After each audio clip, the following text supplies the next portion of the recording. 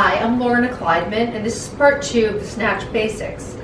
In part 1, we went over how to connect the wrist to the inner thigh or the groin on the back swing. Okay? How to also drop and keep the arm connected to the trunk or close the armpit as the bell drops, so there's not a lot of space between the arm and the trunk and you're not flexing over prematurely with the bell. And then we also reviewed how to breathe, meaning exhale on the backswing. Okay, those are the 3 main elements for the single arm swing.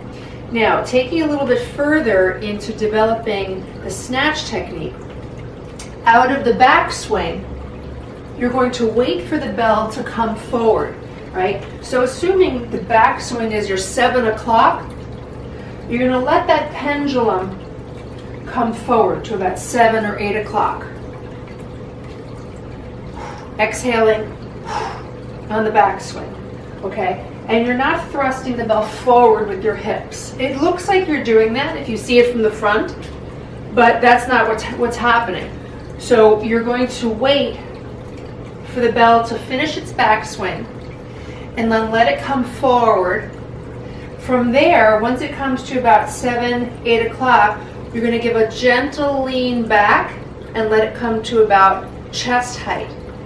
So that would look like this. So I'm waiting for it to come up to about 7, 8 o'clock on its own. And then I'm going to give a little lean back. That's going to bring it up higher.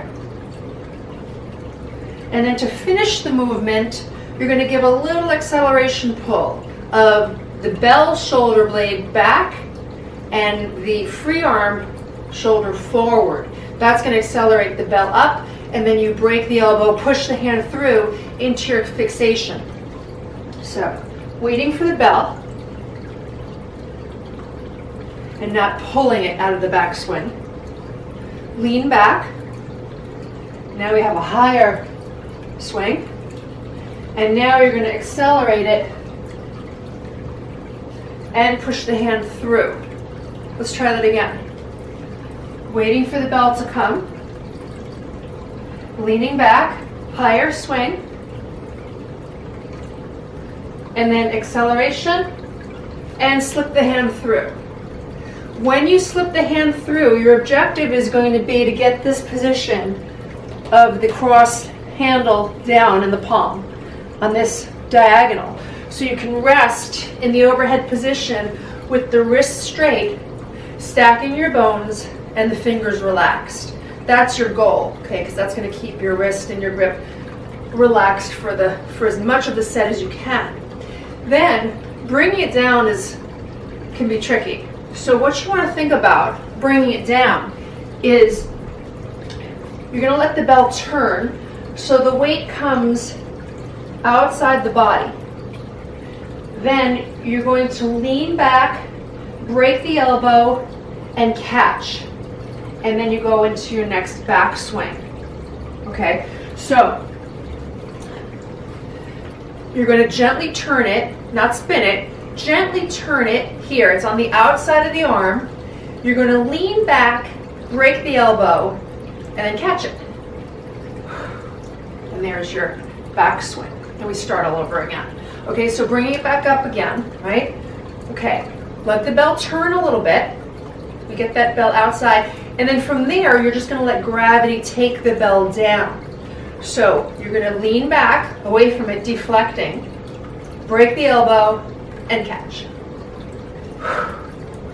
Right? When you catch, you're going to try to go from this diagonal that you created in the fixation, skip over the center of the palm, and catch it at the crease of your fingers or at the base of your fingers here, right? So maybe at the end of your set, when you're really tired and your grip is fatigued, you might be scraping along the palm, the middle of the palm, but for the most part, try to jump from this diagonal over the center of the palm, right into that crease, and then close with that finger close, with the thumb over the index or index and middle fingers. Okay, so those are the basics of getting it up and bringing it back down. Now for half snatch, a lot of people like to practice with half snatch. I suggest doing that in the beginning, the very beginning when you're learning snatch, how to get it up, and then you can half snatch, bring it down. But once you've done a couple of sets of half snatch, you really should go into the full sequence, bringing it up, bringing it down, because practicing bringing it down is really vital to becoming good at endurance snatching. Otherwise, it's like learning to drive a car and learning only to use the accelerator and not learning to use the brake. It's really, you're not doing the snatch, and it's not going to help you in the long run to develop the endurance of the snatch. So get into learning how to drop right away and hone your technique. So again, exhale. In this section, you're just going to let the momentum of the pendulum do the work for you. You're not going to pull it from the backswing. You're going to wait for it to come through. Then you're going to lean back, get that higher swing, and then from the higher swing, you're going to give that acceleration pull and slip the hand through. Find that timing of slipping the hand through so you can get that angle. Okay, you're going to have to practice it, right? So let's do a few together with an extra swing. That sometimes helps and gives you a chance to relax in between the full snatches. So one low swing, maybe two, and then up. Let's bring it down. You're going to just spill the bell on the outside of the wrist, then lean back, bend the elbow, catch. Okay, here we spill, take your time, and then lean back, catch. Let's do another couple swings. Up, and spill, catch. Couple swings. Up, spill, lean back, catch. Okay. Now the breathing, as you know, on the backswing is going to be an exhale. You want 3 exhales or 2. Okay, so let's review. 3 exhales will look like this.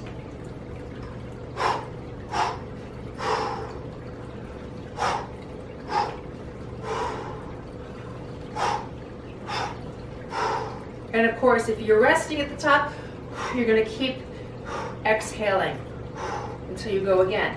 2 exhales will look like this.